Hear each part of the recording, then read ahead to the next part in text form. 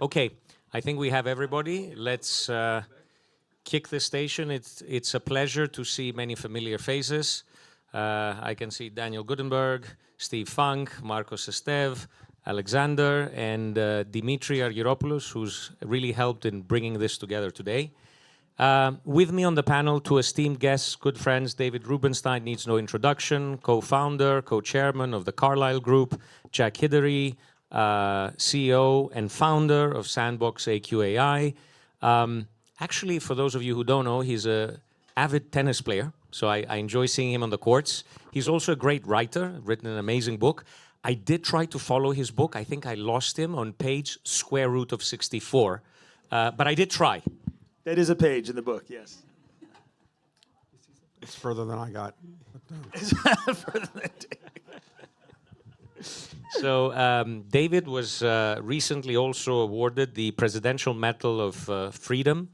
You've done a lot of work. Many people don't know about your philanthropy. They know about your business, but you care a lot about preserving national landmarks. You own the last privately held copy of the Magna Carta, and a person who has a wide spectrum of activities and always a great thinker. So thank you both for being with us here today.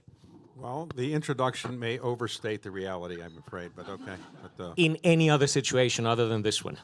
So let's get started. What we have here is very interesting. We're going to be talking about AI, but we're not just going to be talking about AI as AI, where Jack is an expert. But what is important is we have David here, and David has seen so many investments. It's very hard, and principles that we can look for, or how can we invest, what we should be looking for, is where David will be very helpful. So let me kick it off by saying we've heard a lot about AI, and I'll start with you, Jack.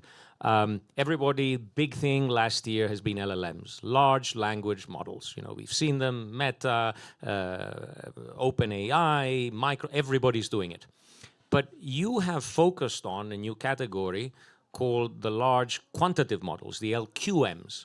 Can you explain what the difference is, and is this a big market? Is it important for AI? Good. How many people here are using large language models? ChatGPT, great. And what are some of the applications using it for? Daniel, what are you using ChatGPT for? You're writing all your speeches with ChatGPT? What's happening? And the answers of my email. And your love letters to your wife also. I know you're using ChatGPT for that. I heard that. Yeah, so a lot of applications personally for large language models, but also in business as well. It is table stakes now. If you're a hotel company, Accor, Hilton, others, if you have Delta, any airline, if you have consumers and you have customer service, you need to be cutting costs with the large language models. That's table stakes. So large language models has emerged as the major cost-cutting AI. But how about value creation? Let's say you're a pharma company, you want to create a new drug. A model trained on Reddit and cat pictures is not going to create a new drug, sorry. If it does, don't take that drug. Don't take the drug. And so we now need a different kind of AI. AI that is based on what 80% of our GDP is based on, which is dynamic mathematical relationships. If you want a new drug, we got to look at molecules and chemistry. If you want energy, we have to look at batteries and solar and nuclear and all these things, again, based on molecular equations, atomic equations. We must have AI trained on that. And this is, Tassos, is what we're calling large quantitative models because they're based on training in these kinds of areas. These are AIs right now being used by Sanofi, being used by Aramco, just announced yesterday on Bloomberg, using these models to take hydrocarbons, the same hydrocarbons that come from the ground, but instead of having the CO2 go up in the air, they're converting that CO2 to valuable products that could be sold, not as CO2 in the air, but as actually products we can use. So instead of carbon capture and sequestration, putting it back in the ground, we now have CCU, carbon capture and upvaluing, CCU. So this quantitative AI, Tassos, I think is going to be one of the major topics of the next 2 years, even as much as the last 2 years was more about the shiny object of creating essays, haikus, and pictures. And this is all good and great. And before I bring David in, my question is, what we saw about LLMs and LQMs is these things require power, energy, right? They don't run for free. They don't run on thin air. And we're hearing around the world, you heard it in the conference many times, national grids being under strain, the need for more and more power. How do we deal with that, Jack? It's a fundamental question. Dr. Sultan Al-Jaber, he's the head of ADNOC, the oil company of the Emirates. He had a majlis recently, a gathering in Abu Dhabi, and he brought together the heads of the energy companies and many of the heads of the AI and tech companies. And in that room, we really kind of were together for the first time. And for the first time, really asking the deep questions, how do we fundamentally power this AI revolution? It is not simple. There's no easy answers. The answer right now is we need all the above. There's not going to be one form of energy more than others. We are seeing a nuclear renaissance now in the US because we see Meta, Google, Microsoft, and others now engaging with nuclear powers to bring that up. That's still going to take, on an expedited basis, 7 to 10 years to really come online in a big way. So we also need to look at both traditional but also more renewables and battery storage. Battery storage is where we want to see more innovation because that turns renewables from intermittent into baseload. So I think it's a major question. But also, I think what you're going to find, Tassos, when there is a demand like this, the AI will get more efficient. Expect to see AI, the new trainings, not take as long, not take as much energy resources, become more energy efficient over the next 5 years. Thank you, Jack. And David, let me bring you into the equation. You know, a lot of people hear about that. They're not as, proficient as Jack is in understanding and being able to evaluate the algorithms, the models, where it's going. As an investor on the outside in a new sector, right? And I remember the story that you were saying about Amazon, that you missed it the first time. You were able to come in, you made 4 or 5 times your money, exited, made a great return, and then Amazon went where it went. What would you be looking for as an investor? Well, first, I'm not a great technology investor. I'm a last adopter. I'm still looking for parts for my BlackBerry. So I'm not really at the cutting edge of technology. I think all of life is really about predicting the future. If I marry this person, am I going to have a better life? If I go to this school, am I going to get a good education? And throughout history, people have tried to figure out the future. And obviously, it's not possible to predict the future. Artificial intelligence is an aspect of predicting the future. It's, let's say, with respect to investments. Investment is really an act of predicting the future. Now, with respect to marrying somebody, you don't have a scorecard, really. You get divorced, then maybe you have a scorecard. But if you're trying to predict, is this going to be a good person to marry or not? And you don't have a great scorecard, but you have a scorecard in investing. Investing, it's profit and loss, multiple and rate on the return and so forth. So we can measure whether you're making a good prediction on investing. As a general rule of thumb, the average person should not try to be Jack, which is to say understand everything he understands about quantum or artificial intelligence. That's not a that's a wise thing to do. I think it's generally, if you're in this room and you're in Davos, you must be very good at something. And that's what your profession is. So try to pursue that. And on investing, try to rely on experts who know more about investing than you do, and find people that you can rely on. As with respect to artificial intelligence generally, it is probably going to change the world, just as the internet changed the world, just as let's say carbon energy changed the world. We didn't have carbon energy for most of organized history. Now we have it. It's changed the world. Maybe good, maybe bad. With respect to quantum and artificial intelligence, it will change the world. But are you going to be smart enough to figure out how it's going to work? As a general rule of thumb, I would say people would be wise to rely on investors or professional investors, know what they're doing, but put your eggs in many different baskets. So, for example, one way that people can invest in artificial intelligence, quantum, is just buy the relatively highly priced Magnificent 7 stocks. It's more likely than not that they'll probably figure out how to take advantage of quantum and artificial intelligence. And, it's publicly traded. You can get in and out of it whenever you want. Now, you could take some of your money and put it into something that might be the next Facebook, the next Google, and so forth. But getting those things for the average person is not going to be easy. So I wouldn't count on that. For example, a company that Jack has started, I have put some money in it, but I don't really understand anything the company's doing. So he's a very smart guy. He knows what he's talking about. I don't understand it. So I didn't put all my money in because that could be a mistake. You put all your money in one thing. The key thing is to try to feel comfortable at, enjoy what you're doing with your investment dollars. If you're worried that you made too much money put too much money in one thing and you might lose your net worth, that's not a good investment. But you can dabble by putting some money here, some money there, a little bit, and ask other people about what's going on and try to get information. As a general rule of thumb, though, I think what you should try to do is get reasonable rates of return when you're investing. If you're trying to make 25 times your money or 50 times your money, you might do it once, but then you'll be like in Las Vegas. You say, I'm smarter than everybody else, I'm going to go back and do it again and again, and you keep doing it, you will lose it all.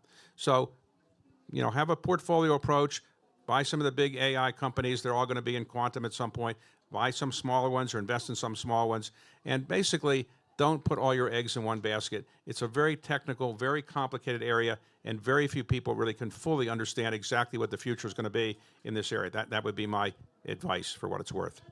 Yes, Jack. Tuz, let me just add on what David's saying.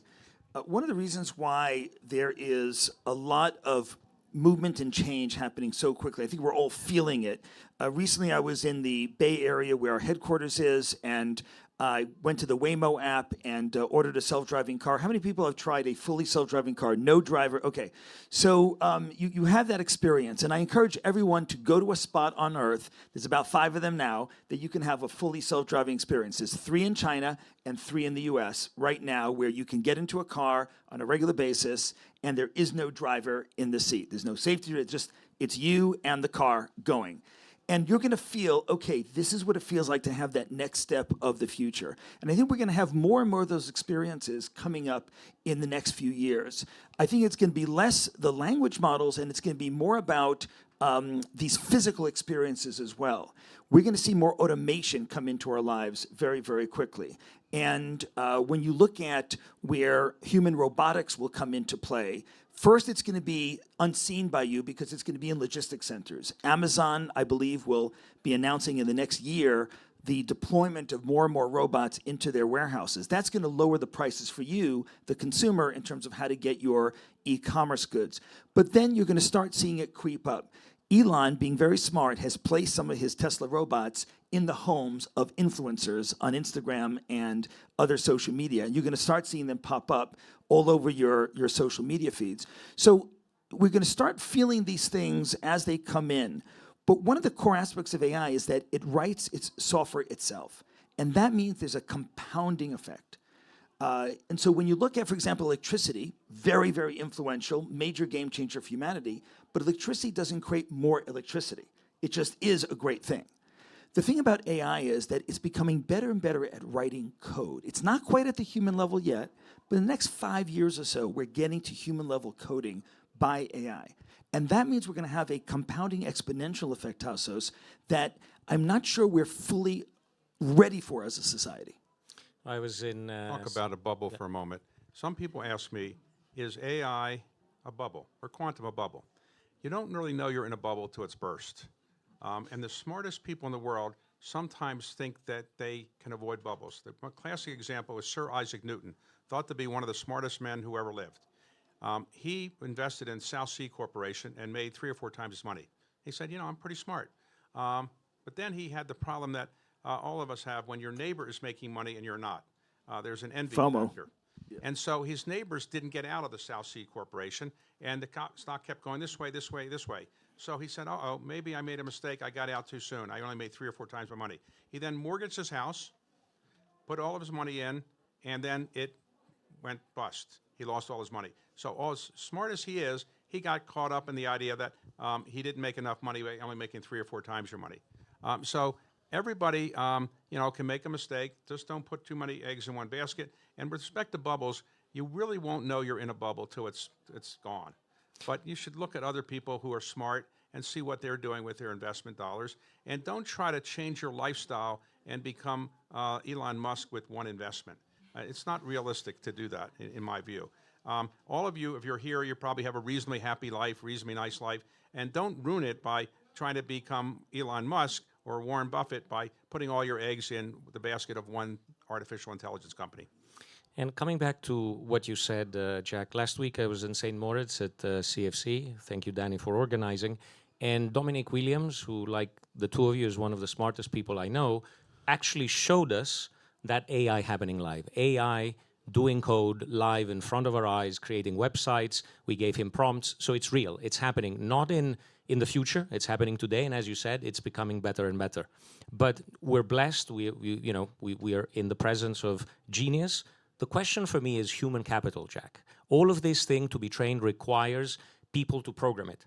And it's very hard, and I'm sure you're finding it, to find human capital. How do you address that? How do we go about training people? I think it's a fundamental question. There's two discontinuities I think we have to embrace now in education. We're working with about 45 universities around the world. We're working with the University of Chicago that David chairs. We're working with Brown University that you used to chair, and other universities as well, MIT, Caltech. But here in Europe, we work with EPFL, ETA. We're working with Polytechnique in France, Oxford, Cambridge, Imperial, and 8 universities in the UK. And the reason why we're leaning in so heavily, we don't feel the universities are changing fast enough to prepare the folks for the future. And I'm talking about two aspects. One is producing bilinguals. Here, I'm not talking about French and English, but I'm talking about having a domain expertise in one particular area of STEM, let's say, but also understanding enough about AI, enough about compute to understand how to apply it to that particular domain. We have hired 85 of these bilinguals, 85 PhDs in our company, another 85 bilinguals who are engineers, and it's essential.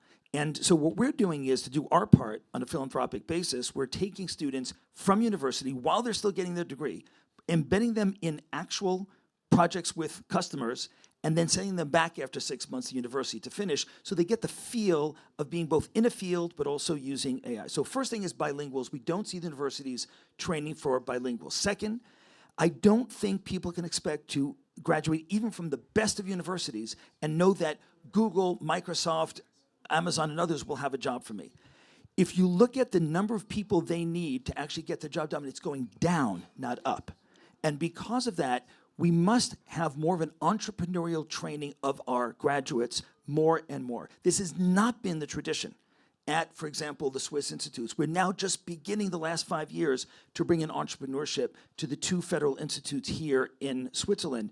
We need to lean in more because the jobs will not be there.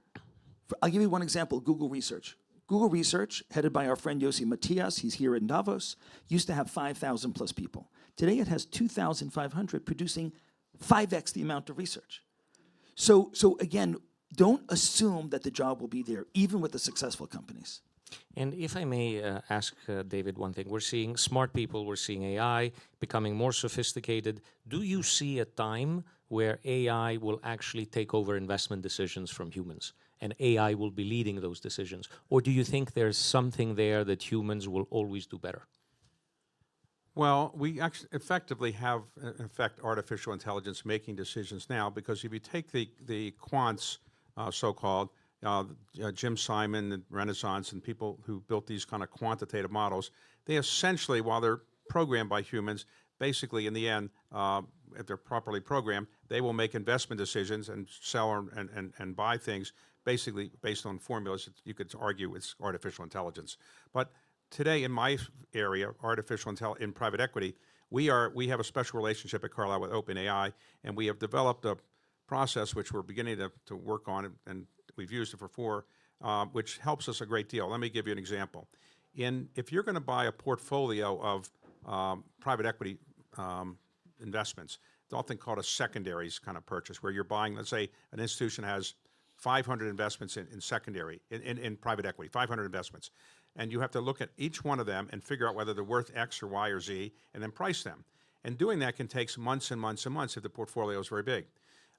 One of our groups, Carlyle, has been able to use artificial intelligence and been able to make these decisions now in less than 10 minutes, because they can go through all the portfolios using artificial intelligence and make a decision. Now, time will tell whether they made the right decision or not. Humans eventually will rely more and more on artificial intelligence. I just hope that we don't get to the point where the humans are not really being involved at all, because the humans have certain values generally that maybe computers don't have. But I do think the world is changing, and throughout history, whenever there's a change of some type, people think the world has never changed before, and we now are here, and nobody's ever experienced this kind of thing before. There will be changes 100 years from now, 200 years from now, that we can't even dream of now. So within reason, I think artificial intelligence is going to change the world, and many of us are going to probably be around for a bit of it. Some of you are younger than me, will be around for a lot longer. But your children and grandchildren, great-grandchildren will find something coming along that's much more sophisticated than artificial intelligence, whatever that might be. It could be quantum, it could be some other things. And so there's always going to be some change because humans like to change, and that's the nature of the beast and civilization. But I do think that people should know more about artificial intelligence and try to learn more about it. Now, final comment about this, and I'm part of the problem as well. If you are how many people here are really techies, really know tech? Okay. How many people didn't take technology courses in college? Okay. It used to be fashionable for people to say, I don't understand tech, as if it's not important, I don't need to understand it.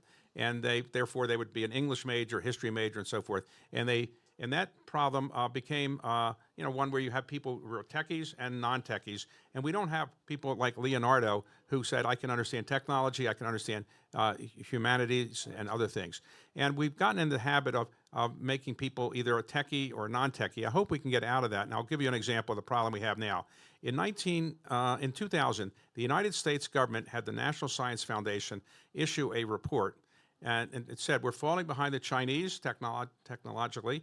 We have to catch up. So what are we going to do? Well, we have to have more people major in college in STEM, science, technology, engineering, and math. So everybody started saying, if you want a job at Google or Blackstone or anywhere, you've got to learn how to be a STEM major. And so we went from 8% of the college graduates being history majors to 1.5% now are history majors. People have become computer majors. The most popular major at Harvard is computer science. It used to be, economics. Now it's computer science. So we're going to produce a lot of generation of people who may not understand the humanities. And I hope we can keep them balanced, because I think if you go back and look at the people running a lot of these large technology companies and Wall Street companies and other companies, they actually were social science majors. They were history majors. Some of them were English majors. Not all of them were techies. And so I hope with respect to your children, you don't actually tell them, be a STEM major or you won't get a job, because I think we want to have people who can actually think, reason, have some human values rather than what just technology teaches you. Thank you. Jack, closing comments from you? Sure. First, agreeing on David on that, not just teaching them STEM, but again, these social skills, these emotional skills of being an entrepreneur. To be an entrepreneur, it's not just about knowledge. It's about, can you inspire a team? Can you build a team? Can you attract a team? These are skills that we're not imparting enough. So just to double down what David said, Tassos, I want to leave with two cautionary notes that I'm really concerned about. One is in terms of the rise of agents. People have heard about agents, agentic AI, these little pieces of code running amok throughout the internet and doing things. I think if we look, for example, back in finance, we know that every year or two, suddenly you look at the stock market and it goes into wild gyration for about 2 hours or 3 hours. And what happened? Unintended consequences, multiple firms who do programmatic trading, algo-driven trading, no one intended it to send the market into gyrations, but a witching hour sometimes comes in where multiple of these algorithms kind of all are active at the same time and send volatility through the roof for, say, 3-4 hours, and then people are like, what just happened? Well, now imagine compounding that 1 million to 2 million or 10 million times with a proliferation of billions of agents, not just in the financial markets now. Now we're talking about in many, many different markets, buying and selling and looking at the food supply, looking at energy, looking at the grid, looking at where electrons are going. All these are going to start to have agents trying to be out there. I think people are well-intentioned that they want these agents to be more productive than we are today as just humans. I am very, very concerned, and I want to just put out a prediction right now, we're going to have these witching hours in multiple markets and sectors of our economy. I'm concerned about hospitals. If you're running a hospital and you deploy agents, these AI pieces of code, I am very fearful that people could actually die. So hate to be, negative in a certain area, but I am very concerned, and I don't think that we in the AI community are taking it seriously enough. So it's something I'm speaking to myself as much as to anyone else. So this is a concern. My second concern I want to leave us with is a call to action, is on AI and public sector and government. While the companies are racing ahead and putting out fantastical, wonderful pieces of code, when we talk to governments around the world, we're not seeing governments, with a handful of exceptions, really embrace what's happening and use AI for education, for the public sector. UAE is an exception, Tassos, where the Emirates is using AI right now in their educational system. But David recently received, very deservedly so, the Presidential Medal of Freedom, which is incredible for his work. you need people like David from the private sector to be helping governments in understanding and bridging this. I don't see that happening enough, and I'm very, very concerned that we're leaving governments behind. David? Are we? So we're going to stay for about 5 more minutes, Okay. David, for a quick fireside. U.S. Ambassador Ed McMullen, Okay. some words from the president, Okay. yourself, me, and the ambassador Okay. on stage. All right. So Super. we're done. All right, Good. thank you. Thank you all.